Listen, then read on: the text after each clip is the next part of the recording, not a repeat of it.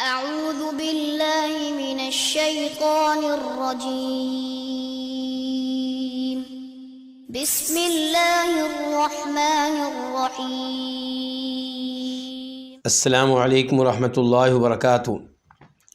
ان الحمد للہ نحمده ونستعینه ونستغفره ونعوذ باللہ من شرور انفسنا ومن سیئات اعمالنا من يهده الله فلا مضل له ومن يضلل فلا هادي له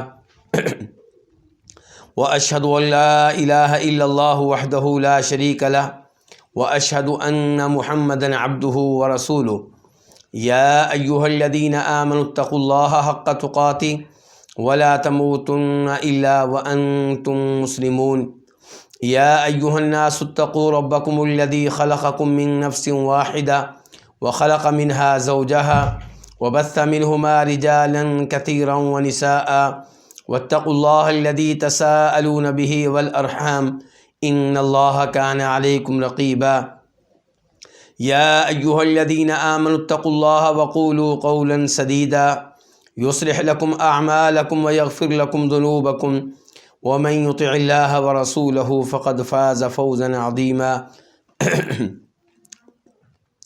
اما بعد فان خير الحديث كتاب الله وخير الهدي هدي محمد صلى الله عليه وسلم وشر الامور محدثاتها وكل محدثة بدعة وكل بدعة ضلالة وكل ضلالة في النار۔ کتاب التوحید امام محمد بن عبد الوہاب رحمہ اللہ کی تالیف۔ کتاب کا باب 5واں، الباب الخامس، باب تفسیر التوحید و شہادت اللہ الہ الا اللہ۔ یہ باب توحید اور لا الہ الا اللہ کی شہادت دینا، ان دو چیزوں کی وضاحت کرتا ہے۔ توحید کا معنی و مفہوم کیا ہے، توحید کی تفسیر کیا ہے، توحید کی شرح کیا ہے، اور لا الہ الا اللہ کی شہادت دینا، گواہی دینا، اس کا مطلب کیا ہے، اس کا مفہوم کیا ہے، اس کی تفسیر کیا ہے، اس کی شرح کیا ہے۔ اس باب میں ہم پڑھ چکے ہیں 4 آیتیں اور 1 حدیث، اور آج تذکرہ ہوگا اس چیز کا کہ ان آیات سے اور اس حدیث سے کیا معلوم ہوتا ہے، کون سا فائدہ ہمیں ملا، کون سا ہمارا مسئلہ حل ہوا، کون سے اہم مسئلے پہ ان آیات اور اس حدیث میں اور اس باب میں گفتگو ہوئی۔ چنانچہ فرماتے ہیں امام محمد بن عبد الوہاب رحمہ اللہ، فیہ اکبر المسائل و اہمھا، اس میں سب سے بڑا مسئلہ ہے، و اہمھا، اور سب سے زیادہ اہمیت رکھنے والا مسئلہ ہے۔ یعنی کہ اس باب میں سب سے بڑے مسئلے کا بیان ہوا ہے اور سب سے زیادہ اہمیت رکھنے والے مسئلے کا بیان ہوا ہے۔ وہ کیا مسئلہ ہے جی؟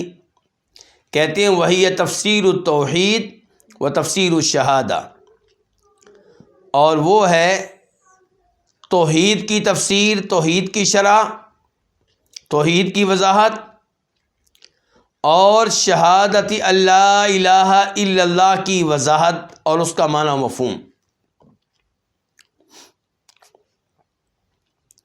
وبینہا،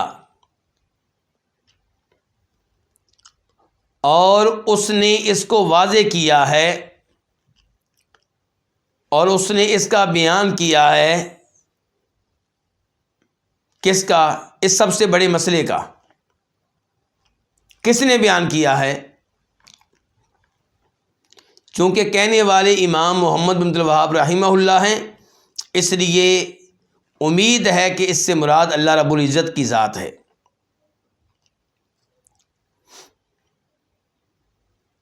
ورنہ کچھ لوگوں نے یہ اشارہ دیا ہے کہ شاید بینہا سے مراد یہ ہے کہ امام محمد بن عبد الوہاب رحمہ اللہ نے اس اہم مسئلے کو بیان کیا ہے۔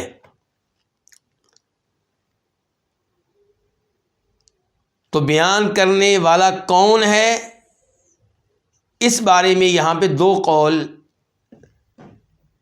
ایک قول کہ اللہ رب العزت نے بیان کیا، دوسرا یہ کہ امام محمد بن عبد الوہاب رحمہ اللہ نے بیان کیا۔ اور انشاءاللہ پہلا قول زیادہ درست لگتا ہے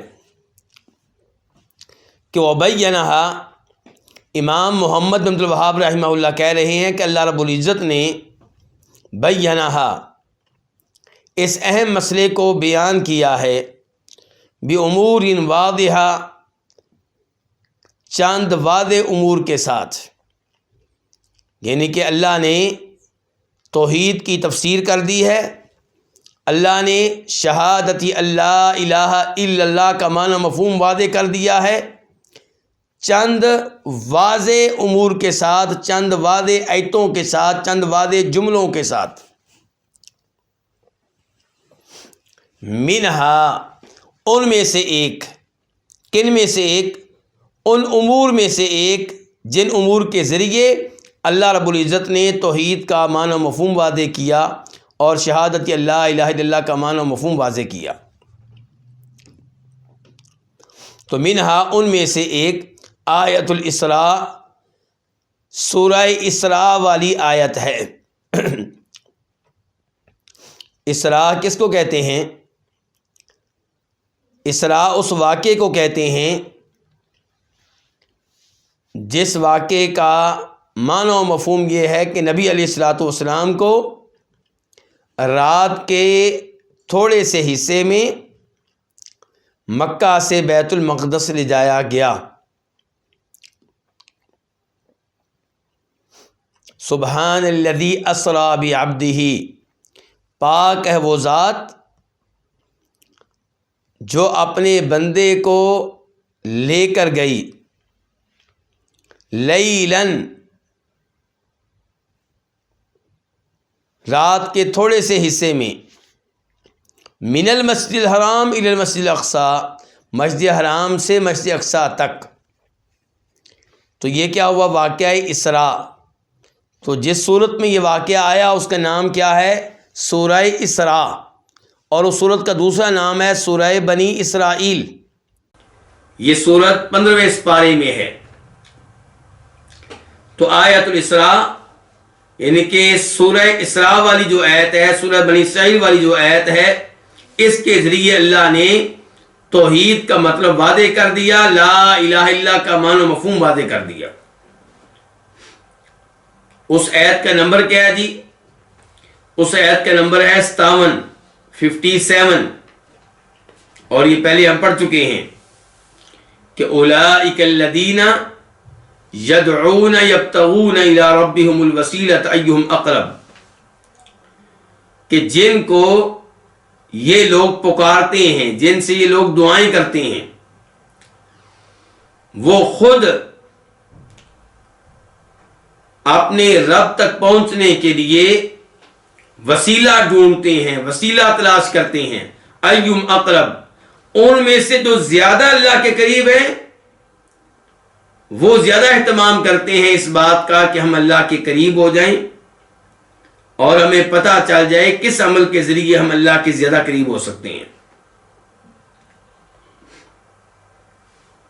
تو یہ وہ آیت ہے۔ اب امام صاحب کیا کہتے ہیں کہ بین فیہا، اللہ تعالیٰ نے واضح کر دیا ہے، فیہا، اس آیت میں۔ کون سی آیت میں؟ سورہ اسراء والی اس آیت میں واضح کیا کر دیا ہے؟ الرد علی المشرکین الذین یدعون الصالحین، اللہ تعالیٰ نے اس میں ان مشرکین پہ رد کو، انکار کو واضح کر دیا ہے جو دعائیں کرتے تھے، جو پکارتے تھے الصالحین، نیک لوگوں کو، صالحین کو، اولیاء کو۔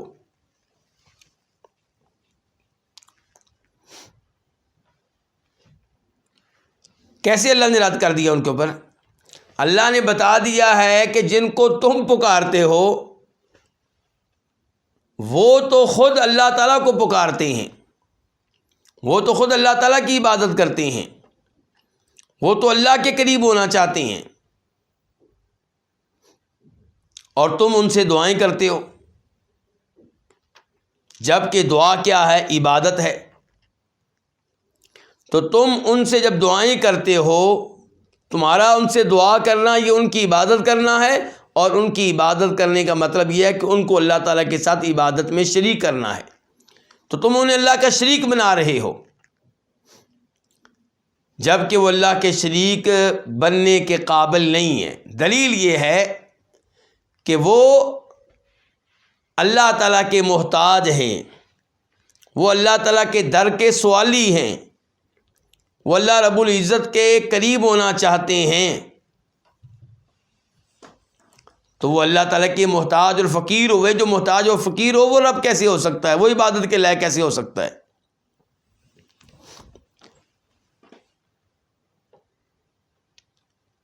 امام صاحب کہتے ہیں ففیہا، تو اس میں یعنی کہ اس آیت میں بیان ہے، وضاحت ہے، کس بات کی؟ کہ ان ھذا ھو الشرک الاکبر، اس بات کی کہ یہی شرک اکبر ہے، یہی وہ بڑا شرک ہے جو انسان کو اسلام سے نکال دیتا ہے۔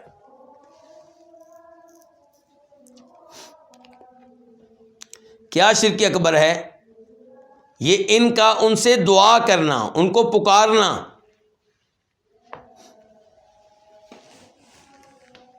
تو اس سے پتہ چلا کہ غیر اللہ کو پکارنا، غیر اللہ سے دعا کرنا یہ توحید کے خلاف ہے، یہ لا الہ الا اللہ کے تقاضوں کے خلاف ہے۔ اگر آپ کہتے ہیں کہ آپ توحید کے اوپر ہیں تو پھر اللہ تعالیٰ کے ساتھ کسی اور کو دعا جیسی عبادت میں شریک نہ کریں۔ وَمِنْہا، اور انہی میں سے، کن میں سے؟ ان امور میں سے جن امور کے ذریعے لا الہ الا اللہ کا مطلب واضح ہوتا ہے، توحید کا معنی مفہوم واضح ہوتا ہے۔ ان میں سے ایک کیا؟ آیت براءہ، سورہ براءت والی آیت۔ سورہ براءت کون سی ہے جی؟ وہ سورت جس کا پہلا لفظ ہی براءت ہے، براءۃ من اللہ ورسولہ الی الذین عاہدتم من المشرکین،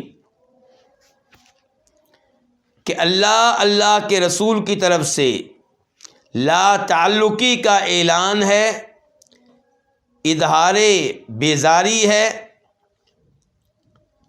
ان مشرکین کے ساتھ جن سے تم نے معاہدے کر لیے ہیں۔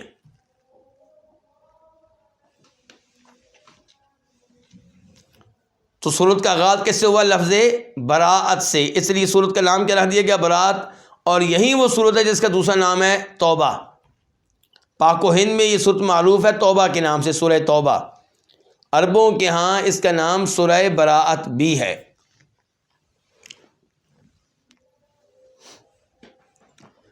تو اس کی آیت نمبر 31 ہے، 31 ہے، جس کا تذکرہ کر رہے ہیں امام محمد بن عبد الوہاب رحمہ اللہ، اور وہ آیت پہلے آپ پڑھ چکے ہیں۔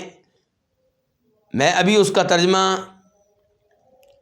پہلے کر دیتا ہوں تاکہ بعد میں ہمیں یہ عبارت سمجھنے میں مشکل پیش نہ آئے جو ابھی آ رہی ہے، جو عبارت آگے آ رہی ہے۔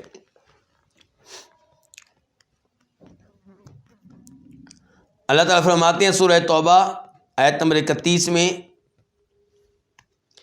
اتخذوا احبارهم ورهبانهم اربابا من دون اللہ، کہ انہوں نے یعنی کہ یہودیوں اور عیسائیوں نے بنا لیا تھا احبارہم اپنے علماء کو، ورہبانہم اور اپنے عبادت گزاروں کو، کیا بنا لیا تھا؟ اربابا رب، من دون اللہ اللہ کے علاوہ، والمسیح ابن مریم اور انہوں نے مسیح بن مریم کو، مریم کے بیٹے مسیح کو، عیسیٰ علیہ السلام کو بھی رب بنا لیا تھا۔ وما امروا الا لیعبدوا الہ واحدا، حالانکہ ان کو صرف یہی حکم دیا گیا تھا کہ ایک ہی معبود کی عبادت کرو، لا الہ الا ہو، اللہ کے علاوہ کوئی عبادت کے لائق نہیں ہے، اللہ کے علاوہ کوئی معبود برحق نہیں ہے۔ سبحانہ، وہ پاک ہے، کون؟ اللہ تعالیٰ، عما یشرکون، ان سے جن کو یہ اللہ کا شریک بنا رہے ہیں۔ تو آیت کے آخری الفاظ میں کیا کہا گیا ہے؟ شریک بنانا، شرک کرنا۔ اس کا مطلب یہ ہے کہ جو ان کا عمل تھا وہ شرکی عمل تھا، اور وہ عمل کیا تھا؟ اپنے علماء اور اپنی عبادت گزاروں کو کیا بنانا؟ رب بنانا۔ اور اس آیت کی وضاحت میں نے حدیث بھی آپ کے سامنے رکھی تھی کہ حاتم طائی کے بیٹے عدی نبی علیہ الصلوۃ والسلام کے پاس مسلمان ہونے کے لیے آئے، تو انہوں نے یہ آیت آپ سے سنی تو کہنے لگے اللہ کے رسول علیہ الصلوۃ والسلام، ہم اپنے علماء کو، اپنے بزرگوں کو رب تو نہیں بناتے تھے۔ تو فرمایا نبی علیہ الصلوۃ والسلام نے، کیا ایسا نہیں تھا کہ جس چیز کو وہ حلال قرار دیتے تم آنکھیں بند کر کے اس کو حلال سمجھتے، اور جس کو وہ حرام قرار دیتے تم آنکھیں بند کر کے اس کو حرام قرار دے دیتے تھے؟ فرمایا یہی تو ان کو رب بنانا تھا۔ تو اب آئیں امام محمد بن عبد الوہاب رحمہ اللہ کی طرف، کیا کہتے ہیں؟ وَمِنْهَا، اور ان امور میں سے آیت براءہ، سورہ برات والی آیت بھی ہے، آیت نمبر 31 بَيَّنَ فِيهَا، اس میں اللہ نے وعدے کیا ہے کہ ان اہل الکتابی، کہ بے شک اہل کتاب، کتاب والے یعنی کہ یہودی اور عیسائی، اتخذوا، انہوں نے بنا لیا، احبارہم، اپنے علماء کو، ورہبانہم، اور اپنے عبادت گزاروں کو، اپنے بزرگوں کو کیا بنا لیا تھا؟ اربابا، رب، من دون اللہ، اللہ کے علاوہ۔ تو یہ چیز اللہ نے وعدے کی ہے اس آیت میں۔ وبینہ، اور دوسرے نمبر پہ اللہ نے یہ وعدے کیا کہ انہم لم یؤمروا، کہ بے شک ان کو نہیں حکم دیا گیا تھا، الا، مگر، بِأَن یعبدوا، اس بات کا کہ وہ عبادت کرے، الہا واحدہ، ایک ہی معبود کی، ایک ہی معبود کی عبادت کریں بس۔ تو یہ دو چیزیں اللہ نے ذکر کی ہیں اس آیت میں، کہ انہوں نے اپنے علماء کو اور عبادت گزاروں کو رب بنا لیا تھا، جبکہ ان کو حکم دیا گیا تھا کہ ایک ہی معبود کی عبادت کریں۔ مع ان تفسیرہ الذی لا اشکال فیہ طاعۃ العلماء والعباد فی المعصیہ لا دعاؤہم ایاہم۔ اللہ نے یہ دو چیزیں وعدے کی ہیں نا، ایک یہ کہ اہل کتاب نے اپنے علماء کو رب بنا لیا تھا، دوسرے نمبر پہ یہ کہ ان کو حکم دیا گیا تھا کہ ایک ہی معبود کی عبادت کریں۔ تو یہ دو چیزیں اللہ نے وعدے کی ہیں، باوجود اس کے ان تفسیرہا، کہ بے شک اس آیت کی وہ تفسیر، الذی لا اشکال فیہ، جس میں کسی کو اشکال نہیں ہے، وہ کیا ہے؟ وہ یہ ہے کہ علماء کی اطاعت کرنا، والعباد، اور عبادت گزاروں کی اطاعت کرنا، فی المعصیہ، رب کی نافرمانی میں، یعنی کہ رب کی نافرمانی ہو رہی ہوتی تھی پھر بھی وہ اپنے علماء کی بات مانتے تھے، پتہ بھی تھا کہ اپنے علماء کی بات مانیں گے تو رب کی نافرمانی ہو جائے گی، اپنے عبادت گزاروں کی وہ بات مانتے تھے جس کے بارے میں پتہ تھا کہ مانیں گے تو رب کی نافرمانی ہو جائے گی۔ تو یہ ہے تفسیر اس آیت کی کہ علماء کی اور عبادت گزاروں کی اطاعت کرنا، فی المعصیہ، رب کی نافرمانی میں، لا دعاہم ایاہم، نہ یہ کہ ان کو پکارنا، لا دعاہم یم، نہ کہ ان کا پکارنا، دعاہم، ان کا، کن کا؟ اہل کتاب کا، ایاہم، ان کو، کن کو؟ علماء کو اور عبادت گزاروں کو۔ یعنی کہ آیت سب کو پتہ ہے کہ اس آیت کی تفسیر یہ ہے کہ یہ لوگ اپنے علماء اور اپنے عبادت گزاروں کی وہ باتیں بھی مان لیتے تھے جن باتوں کے ماننے میں رب کی نافرمانی ہو رہی ہوتی تھی۔ اس سے مراد، اس آیت سے مراد یہ نہیں ہے کہ وہ ان کو پکارتے تھے مشکل اوقات میں، نہیں یہ لیکن پھر بھی کہا گیا کہ انہوں نے رب بنا لیا تھا. تو کیوں کہا گیا پھر یہ کہ رب بنا لیا تھا؟ کیوں کہا گیا کہ ان کو تو ایک ہی معبود کی عبادت کو حکم دیا گیا تھا؟ اس لیے کہ اپنے علماء کی، اپنے اماموں کی وہ باتیں ماننا جن کے بارے میں آپ کو پتہ بھی ہے قرآن و حدیث کے خلاف ہیں، یہ ان کو رب بنانا ہے.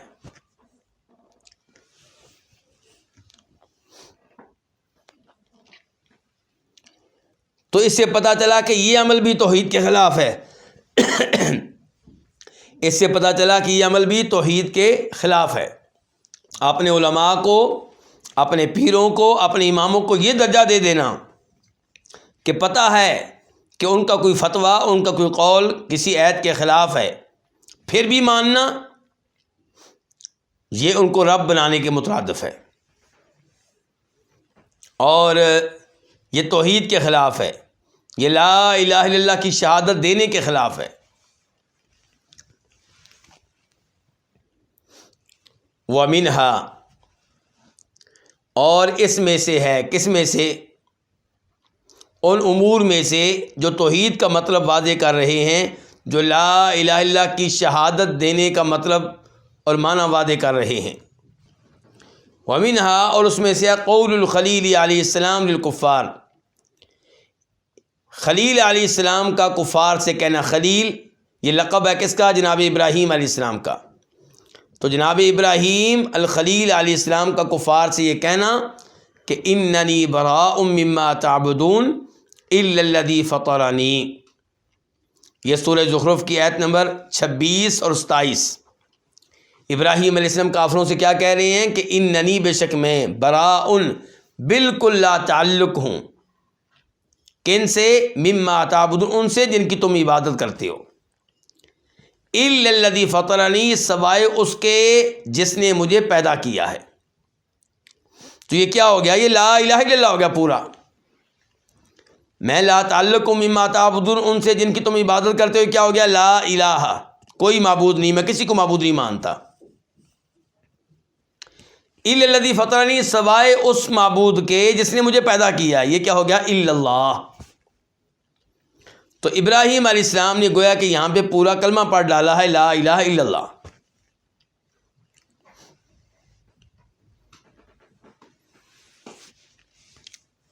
تو امام صاحب کہتے ہیں فاستثنا، چنانچہ ابراہیم علیہ السلام نے مستثنا کر دیا من المعبودین، معبودوں سے، ربہ، اپنے رب کو. یعنی کہ جب وہ یہ کہہ رہے تھے کہ میں تمام معبودوں سے لا تعلق ہوں، سب سے بیزار ہوں، وہاں پہ الا کہہ دیا، مگر استثناء کر دیا. استثناء کس کا کیا؟ الا الذی فطرنی، کہ سوائے اس کے جس نے مجھے پیدا کیا ہے، اس سے میں لا تعلق نہیں ہوں، اس کی تو میں عبادت کرتا ہوں، اس کو تو میں مانتا ہوں، اس پہ تو میں ایمان لاتا ہوں. وذکر سبحانہ، اور اللہ سبحانہ نے تذکرہ کیا، ذکر کیا، ان ہذہ البراءۃ، کہ بے شک یہ لا تعلقی، کن سے لا تعلقی؟ غیر اللہ سے. وہذہ الموالات، اور یہ دوستی، یہ تعلق کس کے ساتھ؟ اللہ کے ساتھ. ہی تفسیر شہادت لا الہ الا اللہ، یہ ہے تفسیر، یہ ہے وضاحت شہادت لا الہ الا اللہ کی.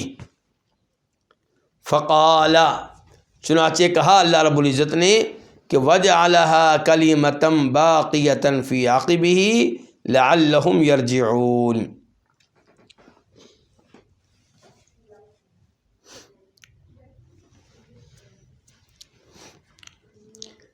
تو امام محمد بن عبد الوہاب رحمہ اللہ کہہ رہے ہیں کہ ابراہیم علیہ السلام نے اللہ کے علاوہ تمام معبودوں سے لا تعلقی کا اعلان کر دیا کہ یہ عبادت کے لائق نہیں ہیں، یہ عبادت کے لحاظ سے باطل ہیں، ان کی عبادت غلط ہو رہی ہے. اور کہہ دیا البتہ میں جو عبادت کے لائق اللہ ہے، جس نے مجھے پیدا کیا ہے، اس سے لا تعلق نہیں ہوں، بلکہ اس کے ساتھ تو میرا تعلق ہے، اس کے ساتھ تو میری دوستی ہے۔ اور اللہ نے اس کے اوپر پھر کیا تبصرہ کیا؟ ابراہیم علیہ السلام کے اعلان پہ اللہ نے کہا وَجَعَلَهَا كَلِمَةً بَاقِيَةً فِي عَقِبِهِ لَعَلَّهُمْ يَرْجِعُونَ۔ اللہ تعالیٰ نے اس آیت میں بتا دیا کہ ابراہیم علیہ السلام کے یہ الفاظ شہادت اللہ الہ الا اللہ ہے، یہ لا الہ الا اللہ کی شہادت دینا ہے۔ فقال، چنانچہ کہا، کس نے؟ اللہ تعالیٰ نے، کہ وجعلها، اور ابراہیم علیہ السلام نے بنا دیا، ہا، اس کلمے کو، اس بات کو،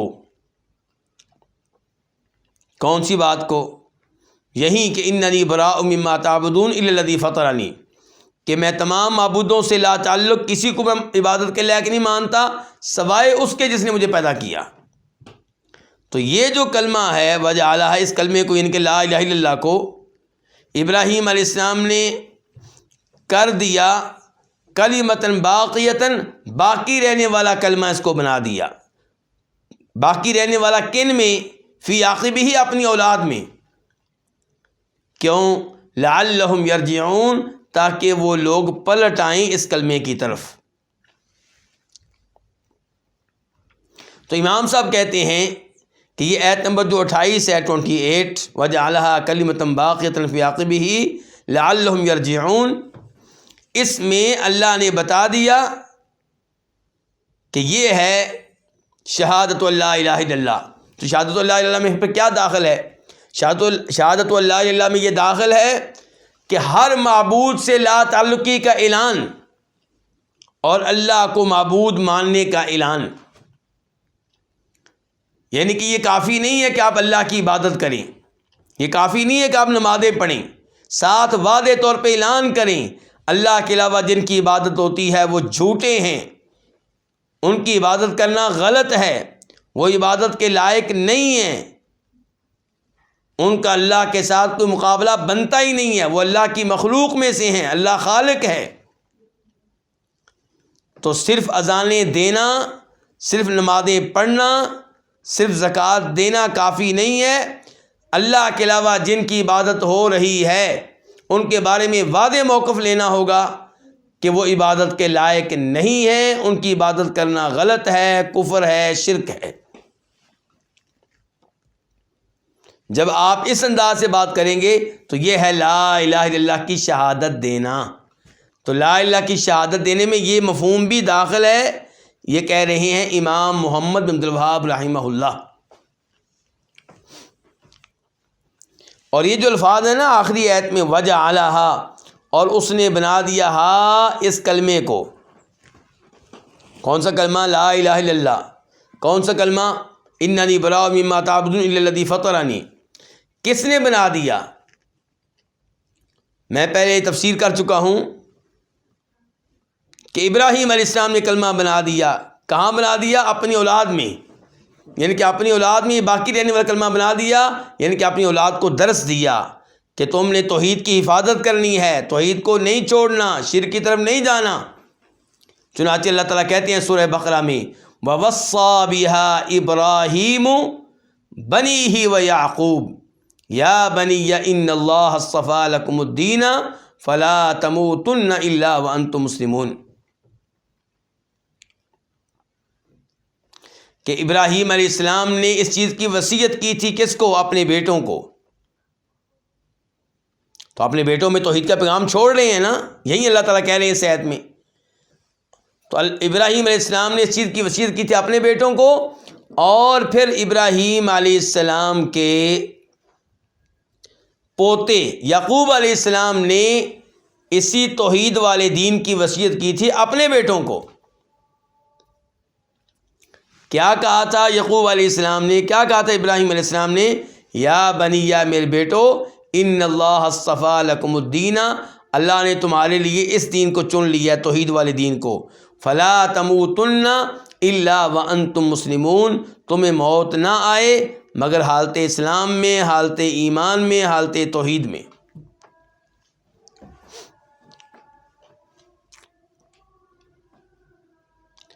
اور دوسرا قول اور دوسری تفسیر اس آیت کی یہ ہے کہ وجعلہا، اور اس نے اس کو بنا دیا، یعنی کہ اللہ نے بنا دیا۔ اللہ تعالیٰ کہہ رہے ہیں کہ میرے ابراہیم علیہ السلام نے جس توحید کا اعلان کیا اس کو میں نے ان کی آئندہ نسل میں بھی برقرار رکھا، اس توحید کو رہنے دیا، ختم نہیں ہونے دیا میں نے۔ ٹھیک ہے ان کی اولاد میں آگے شرک کرنے والے بھی آئے، لیکن یہ توحید مکمل ختم ہو گئی ہے ان کی نسل میں، ایسا میں نے نہیں ہونے دیا۔ پہلی تفسیر یہ تھی کہ ابراہیم علیہ السلام نے یہ کام کیا کہ توحید کا درس اپنی آئندہ نسلوں کو بھی دے کر گئے۔ دوسری تفسیر یہ ہے کہ اللہ نے یہ کام کیا، وجعلہا، اور اللہ نے کر دیا ہا، اس کلمے کو، اس توحید کو، کلمۃ باقیۃ فی عقبہ، باقی رہنے والا کلمہ بنا دیا، فی عقبہ، اس کی اولاد میں، ابراہیم علیہ السلام کی اولاد میں، لعلہم یرجعون، تاکہ وہ توحید کے لوٹ آئیں، یعنی کہ ان کی اولاد میں سے جو شرک کرے تو ان کو توحید کی طرف واپس لوٹنے کا موقع دیا گیا، کیونکہ توحید رہی۔ وَمِنْهَا آیۃ البقرہ فی الکفار الذین قال اللہ فیہم وما ہم بخارجین من النار، اور ان امور میں سے ایک امر کیا ہے؟ سورہ بقرہ کی آیت، سورہ بقرہ کی وہ آیت فی الکفار جو ان کافروں کے بارے میں ہے، الذین قال اللہ فیہم، جن کے بارے میں اللہ نے کہا ہے کہ وما ہم بخارجین من النار، وہ کسی بھی شکل میں جہنم کی آگ سے نکلنے والے نہیں ہوں گے۔ اس کا مطلب یہ ہے کہ یہ وہ کافر ہیں جنہوں نے کفر اکبر کیا ہے، وہ کفر کیا ہے جس کے ساتھ انسان دین اسلام سے نکل جاتا ہے، مسلمان نہیں رہتا۔ تو سورہ بقرہ کی آیت جو ہے ان کفار کے بارے میں، یہ کون سی آیت کی بات ہو رہی ہے؟ سورہ بقرہ کی آیت نمبر 165 کی، 165، یہ بھی ہم پڑھ چکے ہیں، ہلکا سا ترجمہ آپ سن لیں کہ وَمِنَ النَّاسِ مَن يَتَّخِذُ مِن دُونِ اللَّهِ أَندَادًا يُحِبُّونَهُمْ كَحُبِّ اللَّهِ، کہ لوگوں میں سے کوئی ایسا بھی ہے جو بناتا ہے اندادن شریک من دون اللہ، اللہ کے غیر کو، اللہ کے غیر کو اللہ کا شریک بناتے ہیں، یحبونہم، اپنے ان شریکوں سے محبت کرتے ہیں، کحب اللہ، اللہ کی محبت کی طرح، والذین آمنوا اشد حبا للہ، اور وہ لوگ جو ایمان لائے وہ زیادہ آگے ہیں اللہ سے محبت کرنے کے اعتبار سے۔ یہ وضاحت پڑھنے سے پہلے یہ بتا دوں کہ اللہ تعالیٰ نے ہمیں اجازت دی ہے کہ ہم نبی علیہ الصلوۃ والسلام سے محبت کریں، بلکہ آپ سے محبت واجب ہے۔ اللہ نے اجازت دی ہے والدین سے محبت کرنے کی، بیگم سے محبت کرنے کی، بھائیوں سے محبت کرنے کی، لیکن کسی کی محبت اللہ کی محبت کے برابر نہیں ہونی چاہیے، کسی کی محبت اللہ کی محبت سے اوپر نہیں ہونی چاہیے۔ اب آپ آئیں اس طرف کہ وَمِنْهَا، اور ان امور میں سے ایک ہے سورہ بقرہ کی آیت جو ان کافروں کے بارے میں ہے جن کے بارے میں اللہ نے کہا ہے وَمَا هُمْ بِخَارِجِينَ مِنَ النَّارِ، کہ وہ کسی بھی شکل میں جہنم کی آگ سے نکلنے والے نہیں ہوں گے۔ دیکھیں گے آیت نمبر ہے 167، 167، اور وہ آیت محبت والی وہ کیا ہے 165، 165۔ تو ان کا تذکرہ چلتا رہا اور آخر میں اللہ نے انجام یہ بیان کیا کہ جہنم کی آگ سے کبھی بھی نکل نہیں سکیں گے، یعنی کہ مسلمان کبیرہ گناہوں کا ارتکاب کرنے والے تو شفاعت سے یا اللہ کی فضل سے کسی نہ کسی دن جہنم کی آگ سے نکل آئیں گے، لیکن یہ بالکل نہیں نکل سکیں گے، یہ وہ کافر ہیں۔ تو ذاکر اللہ نے ذکر کیا ہے کہ انہم، کہ بے شک یہ کافر یحبون، محبت کرتے ہیں، اندادہم، اپنے شریکوں سے، یہ کہ جن کو انہوں نے اللہ کا شریک بنا رکھا ہے۔ انداد ند ان کی جمع ہے، محبت کرتے ہیں اپنے شریکوں سے، کحب اللہ، اللہ سے محبت کی طرح۔ تو یہ کیا ہو گیا؟ شرک ہو گیا۔ فدل، تو اس سے پتہ چلا علی انہم یحبون اللہ حبا عظیما، کہ وہ اللہ سے عظیم محبت کرتے تھے۔ ہاں جی، یہ بڑی اہم بات ہے کہ اللہ نے بتایا کہ وہ لوگ انہوں نے اللہ کے شریک بنا رکھے ہیں جن سے محبت ایسی کرتے ہیں جیسے اللہ سے محبت کی جاتی ہے۔ اس کا مطلب ہے کہ وہ اللہ سے بھی بہت زیادہ محبت کرتے تھے، کیونکہ اللہ نے بتایا کہ وہ اپنے معبودوں کی اور جن کو اللہ کا شریک بنا رکھا ہے ان سے محبت اللہ کے محبت کی طرح ہی کرتے ہیں۔ اس کا مطلب یہ ہے کہ اللہ سے بھی محبت کام نہیں کرتے، لیکن اس کو کفر قرار دیا گیا۔ پتہ چلا اللہ سے محبت کے برابر کسی اور سے محبت کرنا یہ کیا ہے؟ یہ توحید کے خلاف ہے اور یہ شرکیہ معاملہ ہے۔ وَلَمْ يُدْخِلْهُمْ فِي الْإِسْلَامِ، اور یہ چیز ان کو اسلام میں داخل نہیں کر سکی۔ کون سی چیز؟ یہ اللہ سے عظیم محبت۔ کیوں؟ کیونکہ وہ غیر اللہ سے بھی اتنی ہی محبت کرتے تھے۔ فَكَيْفَ بِمَنْ أَحَبَّ النِّدَّ حُبًّا أَكْبَرَ مِنْ حُبِّ اللَّهِ، تو کیسا معاملہ ہوگا اس شخص کا، من احب الندّ، جو کسی شریک سے محبت کرے، حبًا، ایسی محبت، اکبر من حب اللہ، جو اللہ کی محبت سے بھی بڑھ کر ہو۔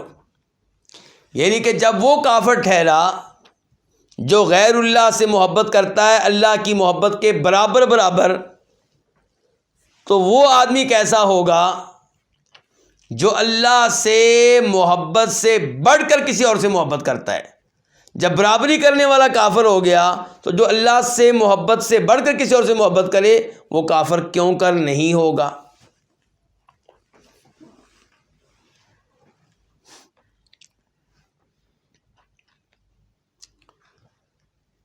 فَكَيْفَ، آگے کہتے ہیں فَكَيْفَ، تو وہ کیسے ہوگا، اس کی کیفیت کیا ہوگی، اس کا حال کیا ہوگا، بِمَن لَمْ يُحِبَّ إِلَّا النِّدَّ وَحْدَهُ، جو نہ محبت کرے مگر صرف اللہ کے شریک سے، وَلَمْ يُحِبَّ اللَّهُ، اور اللہ سے محبت بالکل نہ کرے۔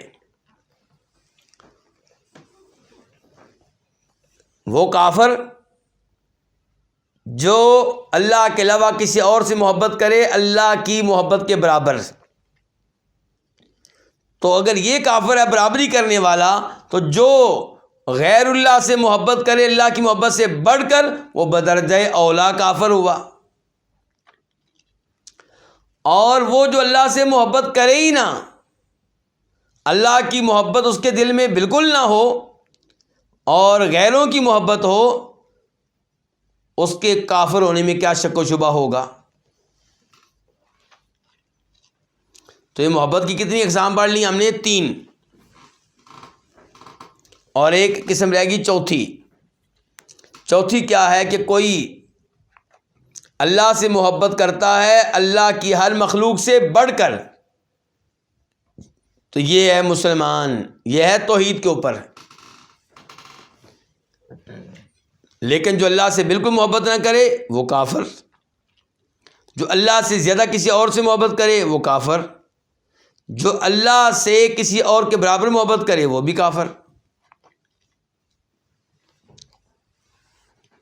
مسلمان وہ ہے جو اللہ سے محبت ایسی کرے کہ اس کے برابر کسی اور کی محبت نہ ہو۔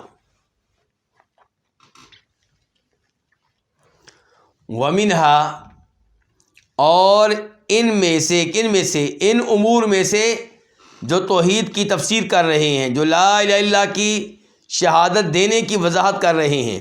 اب تک ہم نے کیا کیا وضاحتیں پڑھ لی ہیں کہ اگر غیر اللہ کو پکاریں گے، اس سے دعا کریں گے تو آپ توحید سے نکل جائیں گے۔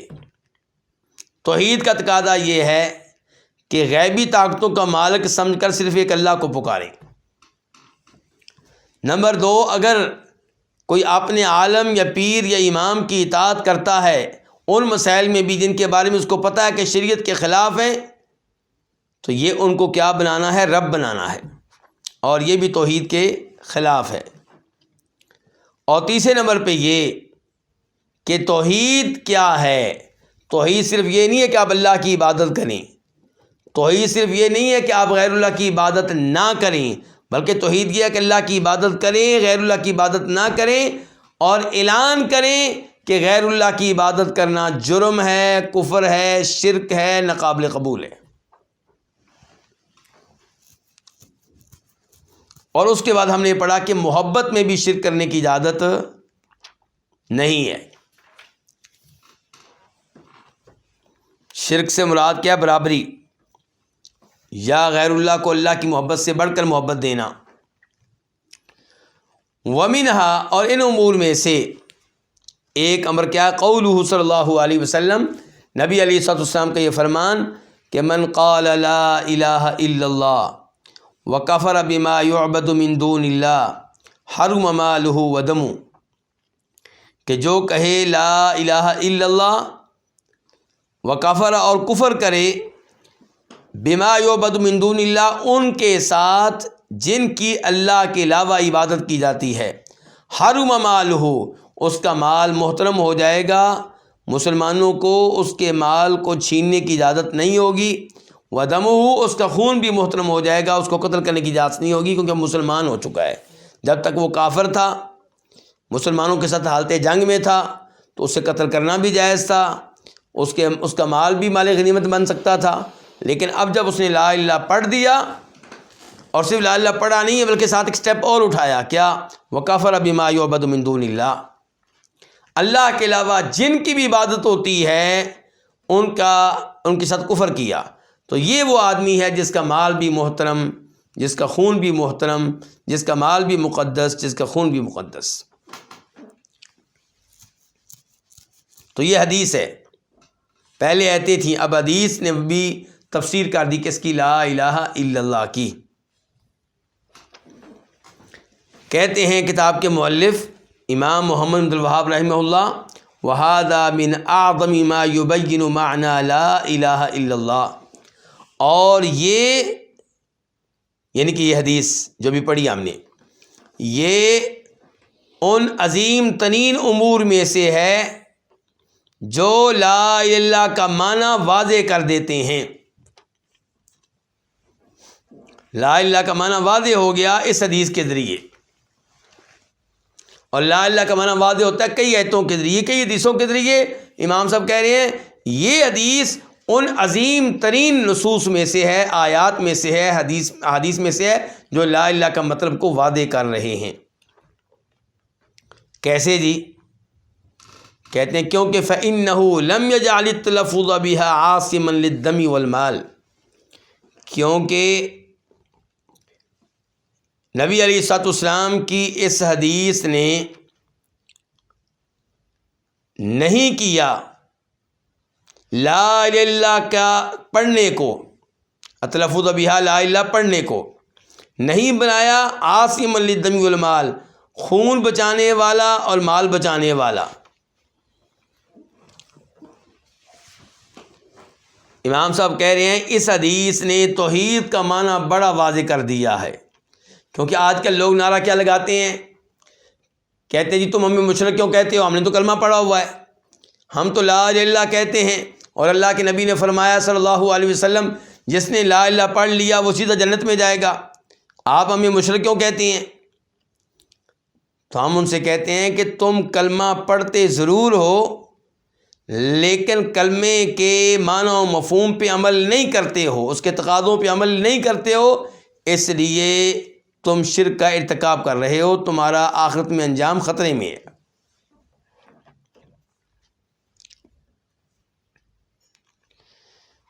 تو جو مسلمان ہو جائے اس کا مال کیا ہو جاتا ہے؟ مسلمانوں کے لیے بڑا محترم اور مقدس ہو جاتا ہے، اس کو چھیڑنے کی اجازت نہیں ہے، اس کے مال پہ قبضہ کرنے کی اجازت نہیں ہے، اس کو مال غنیمت کے طور پہ لینے کی اجازت نہیں ہے، اور جو لا الہ پڑھ لے ایسے انسان کو قتل کرنے کی، اس کا خون نکالنے کی اجازت نہیں ہے، اس کا خون بہانے کی اجازت نہیں ہے۔ لیکن اس حدیث میں جو بھی آپ نے پڑھی ہے، نبی علیہ السلام نے صرف لا الہ پڑھنے کو کافی قرار نہیں دیا، مال کی حفاظت کے ضمن میں اور خون کی حفاظت کے ضمن میں، بلکہ کہا لا الہ بھی پڑھو اور ساتھ اعلان کرو کہ اللہ کے علاوہ جن کی عبادت کی جاتی ہے وہ غلط ہے، وہ کفر پہ مبنی ہے۔ کہتے ہیں فَإِنَّهُ، کیونکہ اس حدیث نے لم یجعل التلفظ بها، نہیں بنایا تلفظ بها، لا الہ الا اللہ کے الفاظ کی ادائیگی کو کیا نہیں بنایا؟ عاصم للدم والمال، خون اور مال کی حفاظت کرنے والا۔ حالانکہ لا الہ پڑھنے سے پڑھنے والے کی جان بھی محفوظ ہو جاتی ہے، مال بھی محفوظ ہو جاتا ہے، لیکن اس حدیث میں اللہ کے رسول نے ایسا نہیں کیا. بل ولا معرفت معناها مع لفظها، بلکہ اس حدیث نے نہیں بنایا لا الہ کے معنی کی معرفت کو مع لفظها، اس کے الفاظ کی ادائیگی کے ساتھ، اس کو بھی نہیں بنایا خون اور مال کو محفوظ کر دینے والا.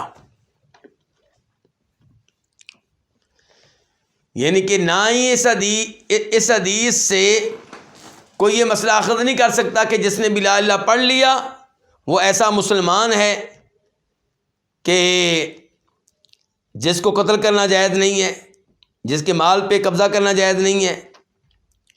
اور نہ ہی کوئی یہ کہہ سکتا ہے کہ جس نے لا الہ پڑھ لیا اور اس کا معنی جان لیا تو وہ ایسا پکا سچا مسلمان ہے کہ آپ اس کو قتل نہیں کر سکتے، اس کے مال پہ قبضہ نہیں کر سکتے.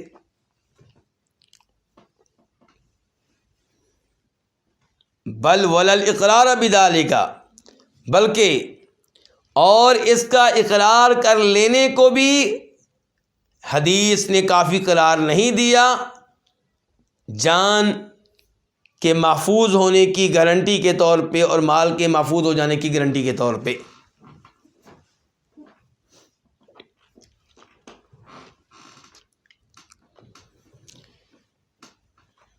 تین چیزیں ہو گئی ہیں.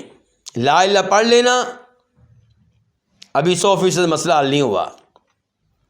لا الہ کا پڑھ بھی لیا، اس کا معنی بھی بتا دیا، معنی بھی آتا ہے، پھر بھی ابھی 100% مسئلہ حل نہیں ہوا. فی الحال یہ گارنٹی نہیں دی جا سکتی کہ آپ کی جان محفوظ ہے اور آپ کا مال محفوظ ہے. بلکہ اگر کوئی اقرار بھی کر لیتا ہے باقاعدہ تو یہ بھی کافی نہیں ہے. بل ولا کونہ لا یدعو الا اللہ وحدہ لا شریک لہ، بلکہ اس سے بھی کام نہیں بنے گا کہ کونہ کہ وہ آدمی جو ہے لا الہ پڑھنے والا وہ نہیں دعا کرتا مگر اللہ تعالیٰ اکیلے سے جس کا کوئی شریک نہیں، تو اس سے بھی کام نہیں بنا بھی. بل لا یحرم مالہ ودمہ، بلکہ نہیں حرام ہوگا اس کا مال اور اس کا خون، نہیں مقدس ٹھہرے گا اس کا مال اور اس کا خون، حتی یضیف، یہاں تک کہ ملائے، الی ذالک، اس کے ساتھ، کس کے ساتھ؟ لا الہ الا اللہ کے پڑھنے کے ساتھ ملائے ساتھ ایک اور چیز کو. کس چیز کو ملائے؟ الکفر بما یعبد من دون اللہ، اللہ کے علاوہ جن کی عبادت کی جاتی ہے ان کے ساتھ کفر کو. فَإِن شَكَّ، اگر کوئی شک کرے، اگر وہ شک کرے اور توقف یا تردد کرے تو لم یحرم مالہ ودمہ، نہ اس کا مال حرام ہوگا نہ اس کا خون حرام ہوگا. مجھے امید ہے کہ آپ معنی مفہوم سمجھ گئے ہوں گے کہ حدیث نے کہا ہے. دیکھیں حدیث پہ پھر غور کریں کہ من قال لا الہ، جو لا الہ کہہ دے اور صرف لا الہ نہیں کہے، وکفر، اور کفر کرے بما یعبد من دون اللہ، ان کے ساتھ جن کے اللہ کے علاوہ عبادت کی جاتی ہے، حرم مالہ، یہ وہ آدمی ہے جس کا مال بھی محترم، جس کا خون بھی محترم، جس کو قتل کرنا بھی ناجائز، جس کے مال کو مال غنیمت منانا بھی ناجائز. تو پتہ چلا صرف لا الہ پڑھ لینے سے کام نہیں بنتا، لا الہ پڑھ لینا اور اس کا معنی مفہوم جان لینا اس سے بھی کام نہیں بنتا. لا الہ پڑھ لینا، اس کا معنی مفہوم جان لینا، اس کا اقرار کر لینا، اس سے بھی پورا کام نہیں بنے گا جب تک کہ غیر اللہ کی عبادت کا صاف صاف انکار نہ کرے، اس کو غلط قرار نہ دے. مثال کے طور پہ ایک آدمی کہتا ہے کہ میں پڑھتا ہوں لا الہ الا اللہ اور میں نہیں عبادت کرتا اللہ کے علاوہ کسی اور کی، تو ہم کہیں گے ابھی بھی تیرا کام 100% نہیں ہوا. 100% تمہارا ایمان تمہارا تب مکمل ہوگا، تمہاری صورتحال تب واضح ہوگی جب تم یہ کہو کہ اللہ کی عبادت کروں گا اور غیر اللہ کی عبادت نہیں کروں گا، غیر اللہ کی عبادت کا انکار کرتا ہوں، اس کو کفر جانتا ہوں، اور میں غیر اللہ جن کی عبادت کی جاتی ہے اللہ کے علاوہ ان سے لا تعلق ہوں، میرا ان سے کوئی تعلق نہیں ہے اور ان کے اس عمل سے بھی میں لا تعلق ہوں. فَإِن شَكَّ، اگر کوئی شک کرے اور توقفہ یا تردد کرے، لم یحرم مال و دم، تو اس کا نہ مال حرام ہوگا نہ اس کا خون حرام ہوگا۔ فیا لہا من مسئلۃ ما اجلہا، فیا لہا من مسئلۃ ما، تو یہ مسئلہ، یا لہا کے ترجمے میں آپ یہ بھی کہہ سکتے ہیں واہ، تو واہ یہ مسئلہ جو ہے ما اجلہ، کس قدر عظیم ہے، یعنی کہ یہ مسئلہ جو ابھی آج آپ نے پڑھا ہے کہ توحید کی تفسیر کیا ہے اور لا الہ الا اللہ کی شہادت دینا، اس کی تفسیر اور وضاحت کیا ہے، یہ مسئلہ بڑا عظیم مسئلہ ہے۔ فیا لہا من مسئلۃ ما جلہا، یہ کتنا عظیم مسئلہ ہے۔ ویا لہ من بیان ما اوضحہ، اور یہ کس قدر واضح بیان ہے۔ وحجۃ ما اقطعہا للمنازع، اور یہ کس قدر مخالفین کے لیے قاطع قسم کی دلیل ہے، کاٹ دینے والی دلیل ہے، بات کو ختم کر دینے والی دلیل ہے۔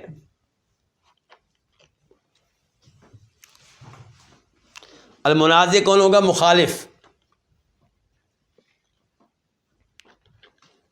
تو مطلب یہ ہے کہ یہ جو وضاحت آپ نے سنی اور پڑھی ہے لا الہ الا اللہ کی، اس وضاحت کے ساتھ توحید کا معنی مفہوم بالکل واضح ہو جاتا ہے، اور کسی کے لیے کوئی موقع نہیں رہتا کہ اس توحید کے اندر وہ کوئی کفریہ اور شرکیہ چیز کو برقرار رکھے یا اس کو برقرار رکھوائے، بلکہ جب آپ اس انداز سے کہیں گے کہ میں کہتا ہوں لا الہ الا اللہ، کہ اللہ کے علاوہ کوئی معبود برحق نہیں، اور میں اعلان کرتا ہوں غیر اللہ کی میں سے جس کی عبادت کی جاتی ہے وہ عبادت کفر ہے، شرک ہے، تو تب یہ آپ کی توحید واضح ہو گئی، توحید کا معنی مفہوم بھی واضح ہو گیا، اور انشاءاللہ اب اللہ کے فضل و کرم سے آپ توحید پہ استقامت اختیار کریں گے اور کفر و شرک کی طرف نہیں جائیں گے، یہ امید لگ جاتی ہے۔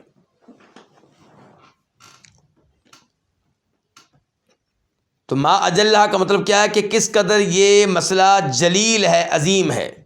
ما اوضحہ، یہ مسئلہ کس قدر کیا ہے، واضح ہے۔ ما اقطع للمنازع، یہ کس قدر مخالف کی بات کو کاٹ دینے والا مسئلہ ہے، کاٹ دینے والی بات ہے۔ اس کے ساتھ ہی یہ باب نمبر 5 اپنے اختتام کو پہنچا۔ نصوص اور متون ہم اس کی پہلے پڑھ چکے تھے، آج تذکرہ تھا کہ ہمیں کیا مسئلہ معلوم ہوا ان آیات اور ان احادیث سے، تو وہ آپ کے سامنے رکھا گیا ہے۔ اللہ رب العزت سے دعا ہے کہ اللہ تعالی ہمیں صحیح معنوں میں توحید سیکھنے کی توفیق عنایت فرمائے۔ چونکہ وقت اتنا زیادہ نہیں ہے کہ میں نیا باب شروع کر سکوں، تو انشاءاللہ نیا باب آئندہ ہفتے ہوگا، آئندہ ہفتے درس ہو سکے گا یا نہیں ہو سکے گا، بدھ کے دن، منگل کے دن تو امید ہے کہ انشاءاللہ ہوگا، کیونکہ منگل کو کوئی مسئلہ نہیں ہے۔ تو بدھ کے بارے میں دوستوں سے مشورہ کروں گا، میٹنگ کروں گا کہ آئندہ بدھ کو درس ہوگا یا نہیں ہوگا، کیونکہ ایسا نہ ہو کہ اس دن کسی ملک میں تراویح کی نماز ہو رہی ہو، کیونکہ رمضان میں یہ دروس نہیں ہوں گے، رمضان کے بعد یہ آئندہ سلسلہ شروع ہوگا انشاءاللہ اللہ کے فضل و کرم سے۔ تو امید ہے کہ منگل کا درس تو ہوگا، اس کا مطلب یہ ہے کہ کتاب التوحید کا درس ہوگا، لیکن کتاب الفوائد کا کل درس ہوگا انشاءاللہ، لیکن کیا آئندہ ہفتے ہوگا یا نہیں ہوگا وہ آپ کو بتا دیا جائے گا۔ اللہ تعالیٰ اسی مجالس میں ہمیں بار بار بیٹھنے کی توفیق دے اور توحید بار بار سیکھنے کی توفیق دے، ہر طرح کی غلط فہمی سے محفوظ رکھے۔ وصلی اللہ تعالیٰ علی نبینا محمد وعلی آلہ وصحبہ اجمعین۔